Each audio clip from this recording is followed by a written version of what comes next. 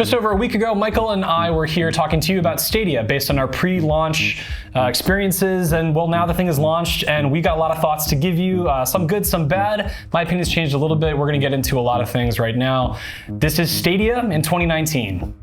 Michael, how has it been since we last chatted? It's been a mix of things. I think that in the first video, I kind of talked about latency and image compression. That's a thing I always talk about, and I'm going to talk about it again here. You won't shut up about it. I won't, because to me, I think that that's the most important thing for me, and I'm sure a lot of people out there are concerned about that as well. And I've also, again, like I said, I'm playing in optimal conditions through wired connections, and it's been mixed in that regard, but it's been mostly positive, is what I'll say. Having played a lot more Destiny 2, having played Wolfenstein Youngblood as well, that these are shooters where those things are going to come to surface. And I've been largely impressed by that. It's not perfect. It's not the same as playing on a console or PC local hardware. Right. It's passable. It works well. Yeah, and like the narrative out there is that Stadia is all, bad news and stuff, and it's like, I mean, we can get into why that is, but generally speaking, it works really well. I would say the most impressive experience I've had in the last week has been playing Thumper. Yes. Thumper is a rhythm game. It's very demanding. It's the sort of thing that, like, when it's all working well, firing on all cylinders, you're pretty much, I get lost in the game. Yes. And all I want to do is just kind of keep living in that world. And that's exactly the experience I had. I mean, the timing has to be right. And it is, and it works, and it doesn't stutter. And like, what more can I say? Thumper works really well on Stadia, and it's not the only one, but that's a really good test. Yeah, and you've also played a lot of Grid. I have played a lot of Grid as well, and that one's a little bit less consistent. So a few nights ago, I was playing for about 45 minutes, felt pretty good. I was able to play a few races. I even found one competitor online, a real person. Oh, wow. That's a difficult thing about Stadia, is that there are not many people online. So if you're trying to matchmake in a game like Grid, or find opponents in like Mortal Kombat or Samurai Showdown, it's tough. But I found one, we were racing, and sort of like I was saying with Thumper, it was great, it felt good. There were moments where, this was at home playing on an Xfinity connection, it would like almost drop out and get really glitchy. And this was maybe once every few minutes, and it would be just for like a second or two. That was kind of the only big problem, but today I was playing in the campaign mode, and I would finish a race out of like a series, and it would freeze on the results screen. I would have to exit out of Stadia, reopen it, this is all in the Chrome browser, to keep playing, and luckily it would pick up where I left off, but that's a sign that there's still some kinks that have to be ironed out. Yeah, but yeah, for the most part, I think that input lag it's been largely addressed from my concern. Now, the big game that Stadia came out with was that we have Red Dead Redemption 2. Yeah. And now talking about image compression and like image quality, that Red Dead Redemption 2 is a game that you need to see the finer details to really embrace and enjoy that game. So the visuals are very much part of experience as any other aspect of that game.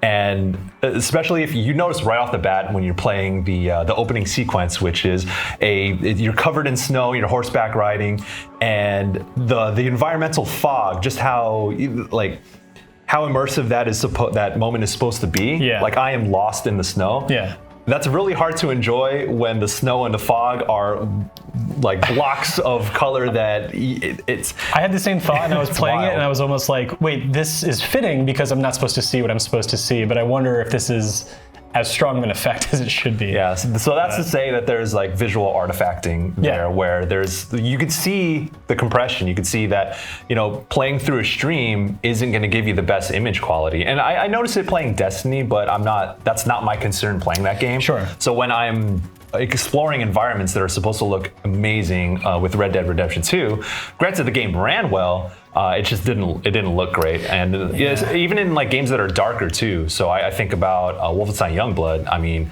you're stealthing in a lot of dark areas and stuff, and you'll notice that there. And it's a noticeable thing. And I think I said this in the last video that image compression had become a bigger concern than input lag has, and that's still true now. Are you talking mostly about playing on like your PC through like a Chrome browser, or on the PC? Okay. I should probably mention that this is 1080p on 1080p displays. Right. Granted, it is a wired connection, so through a Chrome browser. I imagine that conditions are as you would want, and I would kind of expect better than that. Yeah, playing in a Chrome browser myself with Red Dead at home, I noticed actually like beyond the compression stuff you're talking about, almost the level of detail when it comes to the polygon models seems to have been dialed down. Like I was noticing a lot of things that just looked almost last gen, and it was a little bit concerning, but the moment I put it over on the Chromecast Ultra, playing in 4K, that all kind of went away and it looked, you know, better than it does on my PS4 Pro, which is saying a lot. Which is also to say that, you know, Stadia can be really good. Yeah. Like it's not, it really depends on the conditions you're playing it in. And that kind of brings me to an underlying issue. I still want to talk about a few more games, but I think we have to address the fact that being a Stadia customer and trying to enjoy the, you know, plethora of games is like short of a couple dozen right now. You have to spend a lot of money. These games are really freaking expensive. Yep. Grid, which you've seen behind us, $60 game. Yeah. You know, there are some deals for Pro members that are going to last until December 3rd. Don't know what games are going to cost after that. I mean, I guess it gives Google a chance to pivot and maybe reprice a few things. But bottom line is that, you know, you can't count on having the same experience across your phone, across your browser, and across your TV. So you really have to be buying into this ecosystem, this idea of completely flexible gameplay to, I think, justify spending the money you have to spend for Stadia, because yeah, the games are expensive, but you're also spending $130 for a controller. So you mentioned playing on your Chromecast Ultra so you can use your 4K TV. And in the previous video, we had some concerns about what the ecosystem is like when you're controlling it through Google Home app on your phone and kicking it to Stadia, and what the relationship is between all those apps. And has that worked out for you, and has it been easier to use Chromecast Ultra? It worked out. Easier, I have to say no, because I was trying to switch from a previously like wireless configuration to a wired one. And again, the same issue existed where I had established it as connected to my Wi-Fi, and the controller, which also has Wi-Fi enabled, is obviously a key part of this. That has to be on the same network. That worked fine. But when I did go to plug it in, I had to wipe all of my settings. And from there, you have to, you know, God, it's really complicated. You have to connect your Stadia account through Google Home, which is like, they're two separate apps. And then you also have to connect the controller, but my controller wasn't found right away on Ethernet. I actually walked away from my couch in frustration, like, how is this not solved for launch? Sure, yeah. I went and did something else and I came back and then I could see that it was like, hey, we found your controller. And I was like, oh, okay, well, I guess it took a minute. But it shouldn't. It should be seamless. It should be right away. Still kind of annoying. Yeah. It really drives home that this is effectively a beta test. Sure. In a lot of ways. Yeah. I think it's important to address the Chromecast Ultra stuff and what that ecosystem is like, because when you do buy those who bought the Founders Edition, or the Premier Edition, the Premier Edition, this thing is being sold with Chromecast Ultra, and this is still the only way to play Stadia games in 4K. Yeah, but once you get over that hurdle, honestly, like that's kind of it, and then it just works. So I know for most people, they're just going to set theirs up. Maybe they have to change their settings once, like I did.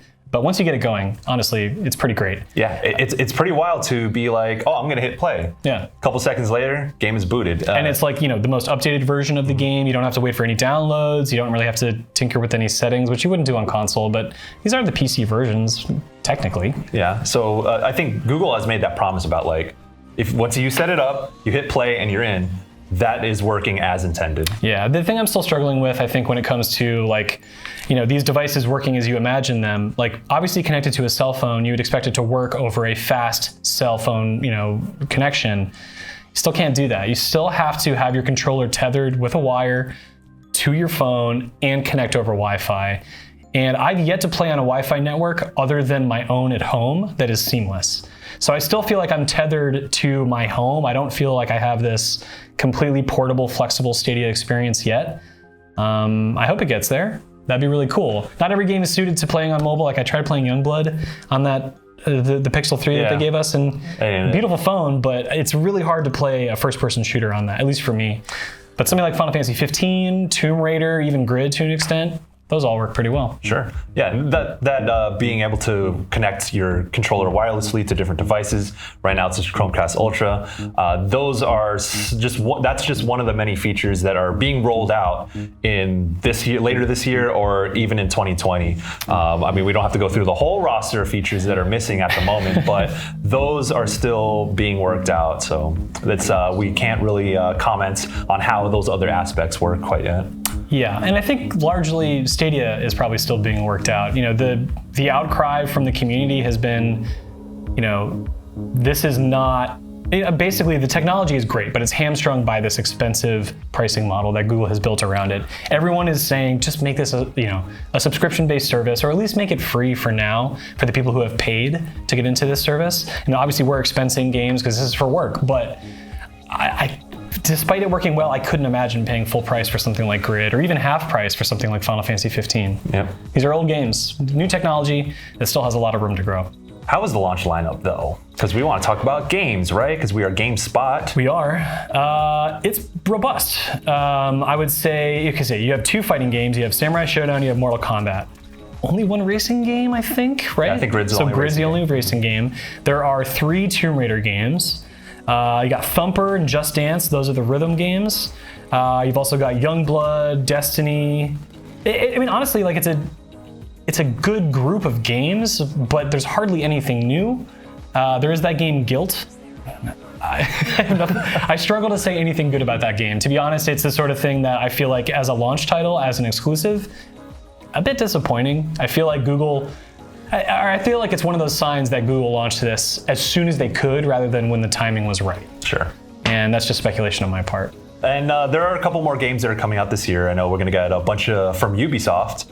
But again, like a lot of aspects of Stadia, those are continually being rolled out. Yeah, we're told every week actually. Like that's what Google has told me in the recent past, is that no, it's going to be a regular cadence of releases, X, Y, Z. So I think it's going to be really telling to see what happens after that first week in December, when the pro member discounts tick over to different discounts for the games they currently have and any new ones they introduce.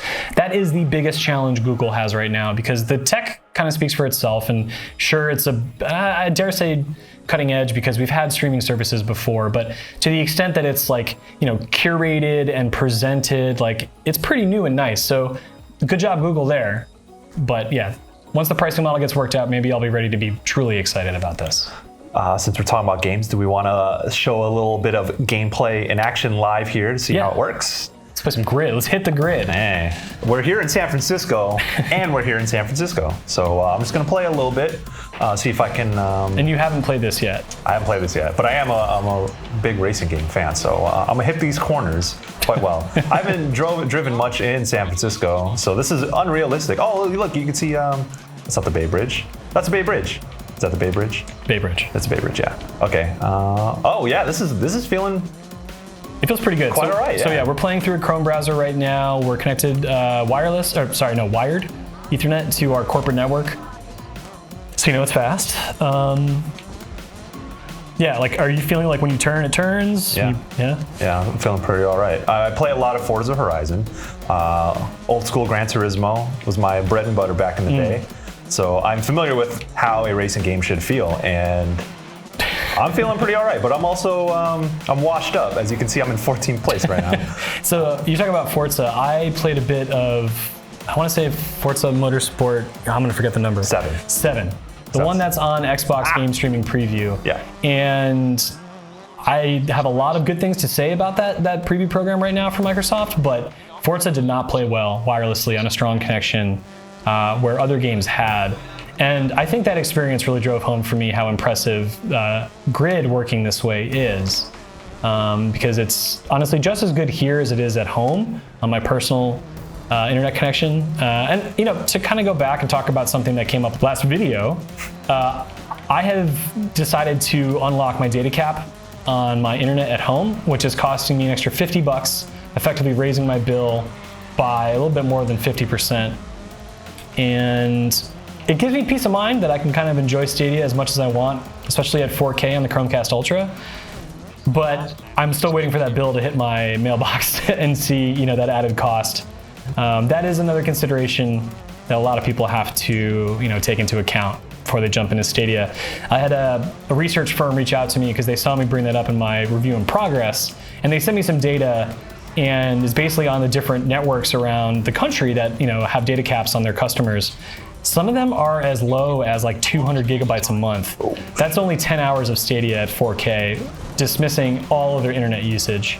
So I guess we're lucky that I have at least a terabyte to use without having to raise my cap. But even then, that's still cutting it close using the Chromecast. So it's again coming back to cost. We brought it up on the last video, and again, like I said, I did the math, and yeah, if you're playing, again, if you're playing about 3 hours a day throughout a month, and that comes out to like about 90 hours, maybe 100 if you're playing a little bit more on the weekends. Don't go crazy. Yeah, I mean, hey, you need someone to keep your gaming time in check. But that's pushing 2 terabytes, and not many of us have 2 terabytes to give. No. Especially when we're doing other things throughout our days, downloading other stuff, using the internet for work at home. Yeah, just Stadia alone is going to eat up a lot of data. Yeah, so I think with all of that said, it's clear that Google has done some really good work with Stadia, but the launch leaves a lot to be desired, and there's still a lot that we want to see change and improve and actually come to fruition. Google has promised many things that still are not a part of the Stadia experience. So, you know, my review is going to hit. It's just my 2019 review. Maybe I'll have another one in 2020. Either way, we're going to keep covering Stadia and other streaming services. So if that's something you're interested in, I mean, you're not going to be able to escape it next year. So stay tuned to GameSpot for all your streaming coverage, news, impressions, whatever you want. We got it.